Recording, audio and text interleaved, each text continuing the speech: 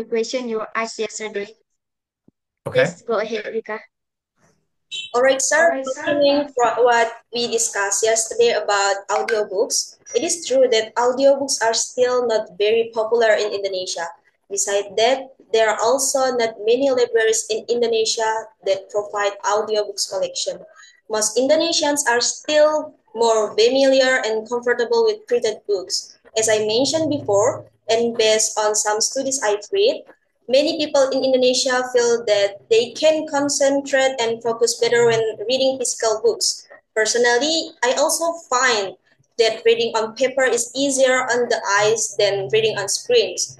Even though devices like Kindle are available now, the feeling of flipping through physical page is simply irreplaceable, sir. How about in America, sir? Why is the audiobooks format more popular there? And at TPLA, which type of collection is the largest? Printed books, ebooks, or audiobooks? Yeah, so I agree. I like reading on paper when possible. And I encourage my kids to read on paper. So I do think that's, better when it's available. Um, Again, I don't think it's always an either or trade-off. There's times when digital is more available for various reasons. Um, I think DPLA, the name might be a little bit misleading. We are not primarily actually a lending library. We provide services to other libraries. So we don't have any services related to print materials. It's exclusively ebooks and audiobooks. We still sell more ebooks than audiobooks, but the audiobooks are very popular. Part of that is audiobooks are very expensive for libraries to license, and so that limits somewhat how many they end up acquiring. Um, and I think libraries, in the US, they're always looking for a mix. I think it's usually roughly maybe like 60% ebook, 40% audiobook for their digital book budgets, something like that. Does that answer your question?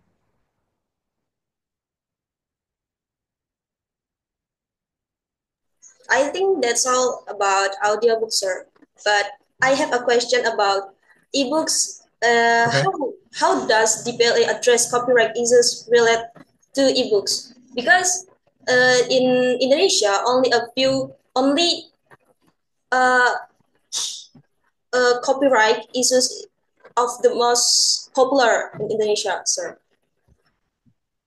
Yeah, so we offer two different kind of groups of books. So I'm going to drop a link in the chat. We have a service called the Palace Bookshelf, and we curate. We have librarians, part-time librarians that are on a group we called our Curation Core, and we comb through all of the openly licensed titles and curate them to try to create sort of a best of collection that's been reviewed by librarians, and then make that available for free to anyone in the world. So the link there is here in the chat. It's about 25,000 books that all have been reviewed. So there are other collections out there like Gutenberg, you may have heard of, that are more books, but um, they're not really curated by librarians. So they're kind of messy. There's like all kinds of stuff in there. Some is good, some is not. The quality is variable. Um, so there's lots of different sort of categories licensed. Some of these are public domain because the copyright has expired. So that's kind of classics, right? Older books, pre-1923. Um, but there's lots of other books that are more recently created and they have sometimes like a Creative Commons license on them. Uh, or they are released as open educational resources. So the first lane you see on that site are open textbooks that have been published by people that are part of the open educational resource movement. So there are quite a few high quality open textbooks and other books out there. And this Palace Bookshelf is our effort to gather the best of those and make sure that they have metadata and jacket covers and other things that are important for libraries to actually serve them as part of their digital collection. Um, The second category of books are books that are not publicly licensed or openly licensed, and that's the vast majority of the books that, we distribute. So, the way that we deal with uh, copyright is we're paying the publishers for these licenses. Um, uh, my role is largely negotiating with the publishers to try to get more favorable terms for libraries. So that service is at this link I'm dropping in the chat, the Palace Marketplace, which you can browse. So these books, it's almost 2 million books, including the self-published catalog, which is under, listed under indie catalog if you click on catalog. Um, and these are books that libraries are licensing, they're buying from the publishers. So that's how the copyright is addressed. Um, I do think, and I don't know exactly the scope of your project, but I do think there are some really important opportunities around openly licensed books, especially for children in the developing world or places where there's not a lot of educational resources. Um, and one thing that I'll say also about ebooks is that in a certain context, they're much, much cheaper, right? If they're openly licensed, then there's no variable cost giving them to another person. And in many cases, people already have some kind of digital device. So when I was the first couple years of my um, uh, work with DPLA, I was half time, and I also served as a consultant for a number of organizations and director of technology for this organization called Library for All, which has now been acquired by Save the Children and is part of Save the Children. And they distribute ebooks for early literacy in the developing world. I'll drop a link to that organization, which is pretty interesting because it's much more cost effective. And while I agree, reading on paper is nice, if you are working with a school in, a very undeveloped area where there are very few resources, this can actually be a much cheaper way to supply books. Library for All buys these low-cost Android tablets that are like $50 each. And then they can load them up with, 500 books per tablet easily. Um, so that's a lot more cost effective than buying, 500 copies of print books and then sending them to these schools. Another factor with the digital books that can be an advantage, I have personally visited Library for All schools in places like Haiti and Rwanda. And if there's not a strong culture around reading and books, sometimes there's not good understanding of how to care for them. And many times these are in, humid climates where there's a lot of moisture, and the physical books just don't last very long. They're sometimes, falling apart after just 2 or 3 years, whereas ebooks, that's obviously not a problem. And many of these children don't have much access to devices, and so they treat these tablets, very carefully, very precious, and they're excited, to have them. And then, the tablets are only enabled to do educational things like reading. So it's not quite the same as, kids here in the United States where we're struggling to limit screen time.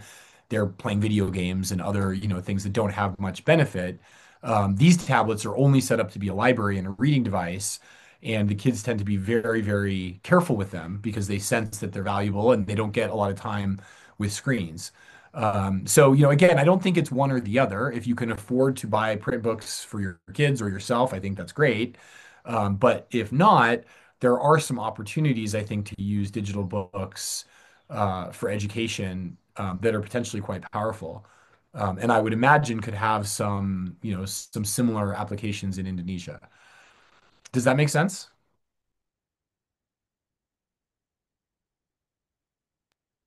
Yes, sir. Okay.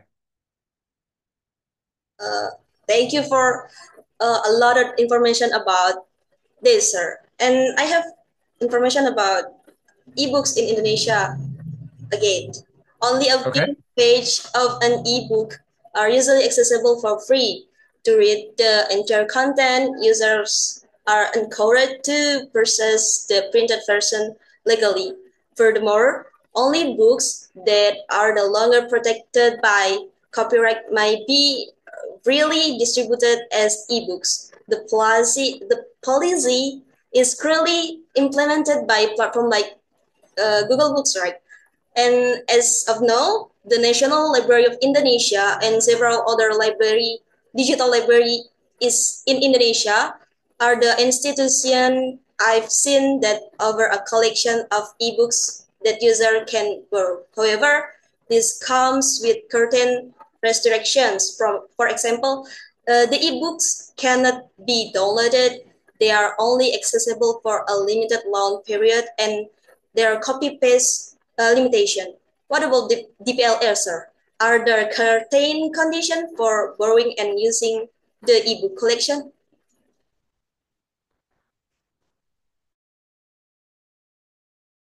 So again, DPLA itself, for the most part, doesn't lend ebooks. There's one other exception, which is we host something called the Banned Book Club, which is also available through the Palace app, and we make available books that have been removed from schools or libraries. Um, so I think I already shared about the Palace Bookshelf, which is our collection of free books. Otherwise, the restrictions are agreed with the publisher. So the publishers set the licensing terms. So I could share a few examples of that. Um, let's see. I can share my screen and show you some examples of that. Um, so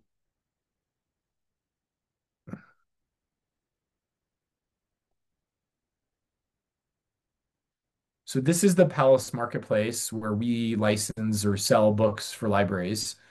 Um, and these are all publishers here. Load that have agreed to our preferred terms. Let me just refresh this. It's freezing for some reason.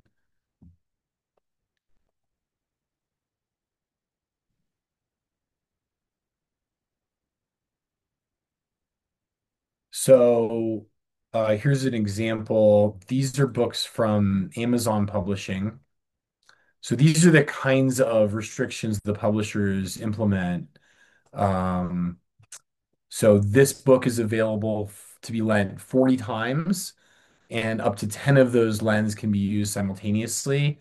Or libraries could choose a bundle of 5 lens that are simultaneous, or they can choose a 2-year model or 26 one at a time. So those are the options that are available on Amazon titles.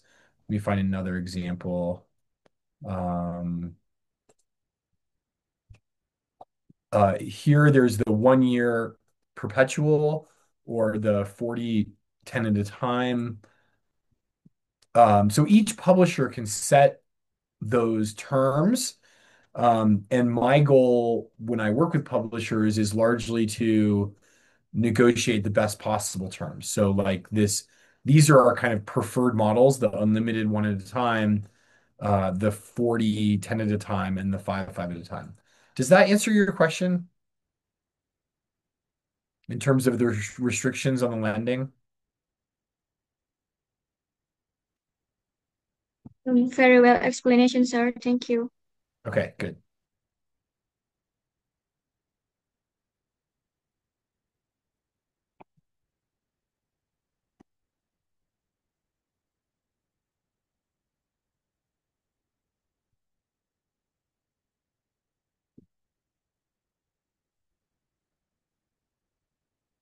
Do you have other questions for me?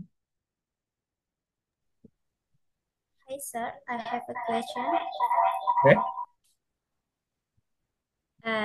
Sorry to ask this because Okay. I didn't really hear you before because my connection was bad.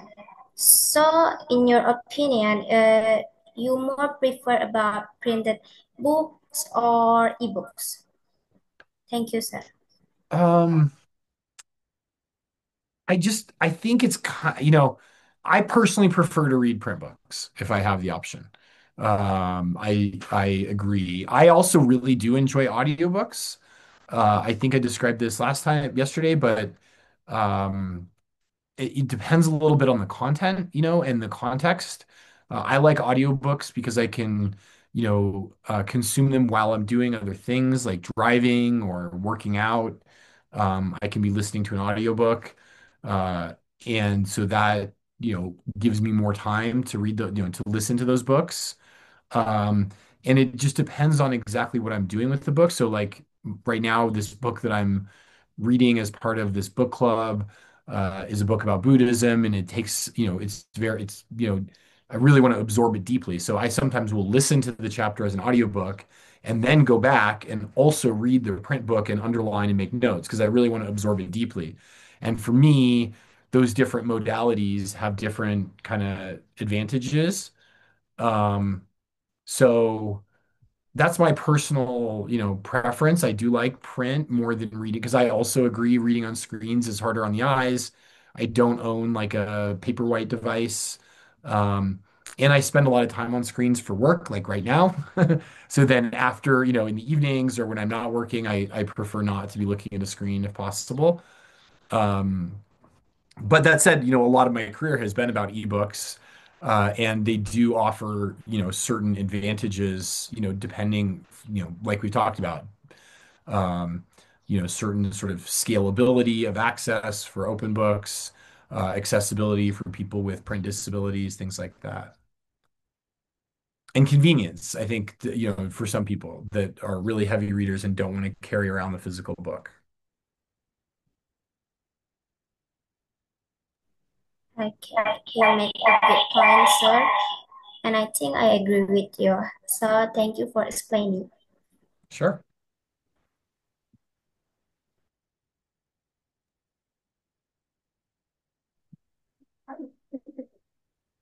Uh, thank you so much. You're welcome. It's really interesting to hear your perspective, especially coming from someone directly involved in digital library service. Um, what you shared give us a lot of reflect on, especially as we think about be how Indonesia can. I'm sorry, sir. That's okay. Uh, Before we officially close today's season, Sir Micah, if you don't mind, we would like to take a photo with you. Just a small memory from this special moment. Is that okay? Sure, absolutely. Look at my color. Okay. Wait, wait.